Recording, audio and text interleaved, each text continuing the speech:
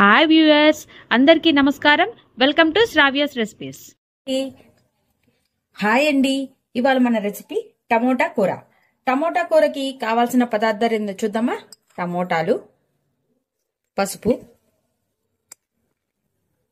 తాలింపు గింజలు, ఎండుమిర్చి, పచ్చిపప్పు, ఉప్పు, గరం మసాలా, ఉల్లిపాయలు, పచ్చిమిర్చి, కొత్తిమీర, కారం, కరివేపాకు, ఇంకా 3 ఇలా వెల్లుల్లిపాయలు తీసుకోండి. ఇక ప్రాసెస్ స్టార్ట్ చేద్దామా. బండి పెట్టి ఆయిల్ పోసుకోండి.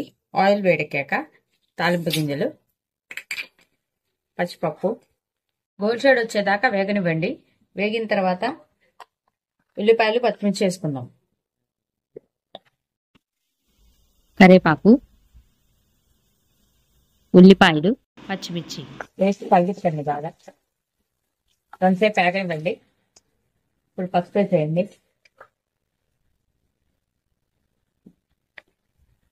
అది కలిపండి. మనము వెల్లుల్లి తీసుకున్నాం కదండి, ఈ వెల్లుల్లి ఇలా కచ్చాపచ్చిగా దంచుకొని దీంట్లో వేసేసుకోండి.